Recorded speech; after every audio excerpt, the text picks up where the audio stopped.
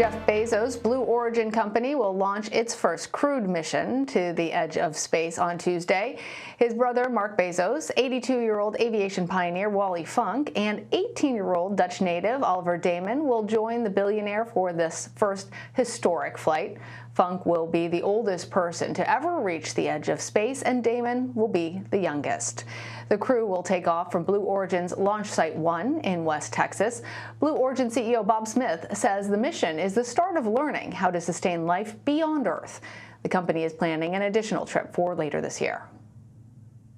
New Shepard is only the beginning, because Blue Origin is a company that is not only building space vehicles, but is building a company that builds space vehicles. Blue is tackling foundational building blocks, the technology, the people, the processes, and the infrastructure needed to truly lower the cost of access to space and enable a near-term future where people live and work in space for the benefit of Earth. For more, I want to bring in Greg Autry. He's a clinical professor of space leadership, policy, and business at the Thunderbird School of Global Management at Arizona State University. Greg, great to have you on here. I'm obsessed with all of the space travel, and the Blue Origin team says that they are ready to launch on Tuesday. Tell us, how does their approach compare to the Virgin Galactic space flight that we just saw? Well, that's a great question. I'm excited to see the launch. Seeing last week's launch with Richard Branson was inspiring as well, particularly for me, as I've followed this for going on 20 years almost. Branson's flight is a winged-based vehicle. You're going to take off horizontally, drop off a carrier plane, and then shoot up into space, come back down and land on a runway like the space shuttle. Bezos' flight is much more like the right stuff, vertical launch, parachute landing, come down. Other than that, the view is going to be very similar. And it sounds to me like most of the participants will experience a few minutes of weightlessness and have just the time of their lives. So I think both systems will be great, and I'd be glad to ride in either one myself. I would look forward to it as well. You know, I said crewed, but kind of in quotation marks, because Blue Origin's New Shepard is actually not manually being controlled by any of the people in the capsule. It's worth noting that there are now at least 3 very wealthy people involved in the privatization of space travel. We have Elon Musk, Richard Branson, and now Jeff Bezos. And you've said the move towards privatization actually stands to benefit all of us. How has that happened to date, and how might it play out in the years to come? Yeah, your point on crewed is really good too. I think that's the wrong word because it sounds like CRUDE anyway. I think human space flight is a replacement for man. Having 3 billionaires in here brings the attention that the importance of moving from Earth to space should. This is the equivalent of the age of exploration of the 15th or 16th century, and decisions we make now are going to impact the future of all of humanity. This year really is the tipping point with all 3 of them going. I couldn't feel better about what we've got going technically, and I think that the individuals involved, they have a sense of a broader mission. They all care about what our human future looks like. They're all looking for diversity and participation broadly. And economic development that'll be sustainable, which the government never really managed to bring to the space sector despite 70 years of efforts.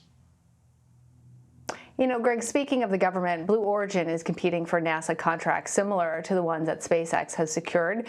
As someone who's spent time at NASA, what do you say to critics who argue that billionaires shouldn't receive big government contracts?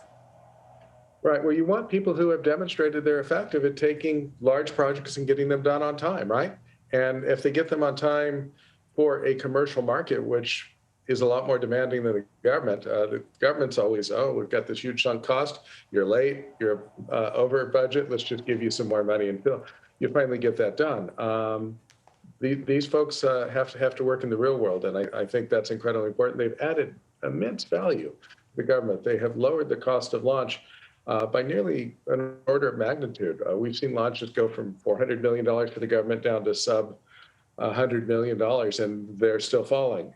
That is a huge benefit to the U.S. taxpayer. That's not just for NASA, it's DoD, NRO launches, NOAA, and so much more. So there are certainly benefits, but you also point out that there are obviously risks with these types of ventures. At what level does the FAA regulate these flights, and do you think it's sufficient, the type of regulation that exists in this really new frontier of space exploration? Well, that is another burning question at the moment. I serve on the ComStack, this Space Advisory Committee to the FAA that helps industry communicate with the government on what these regulatory environments should look like. Right now, the FAA does an incredible job of making sure the public at large is safe from a spaceflight accident. These vehicles are not likely to hit an aircraft or a ship at sea or anyone's home. They've had a beautiful record on that and continue to do so. What they don't do, though, is regulate the safety of the spaceflight participants, the humans inside the capsule. That is left to a process of informed consent, similar to when you go skiing or any other extreme sport. You sign off that you understand the dangers that are involved, and that's it. During a learning period that Congress put in place, and that is set to expire in 2023. If Congress doesn't extend it, then FAA will use the information that my committee and other sources provide to help them craft regulations to protect the participants. But what they don't want to do is lock in rules for technologies and processes we don't understand well enough, because that could actually make the system less safe by preventing the incremental improvements that need to occur in a new industry. So interesting. Greg Autry, thanks so much for joining me. Thank you. And CBSN will have live coverage of the Blue Origin launch on Tuesday morning, starting at 8:15 Eastern Time.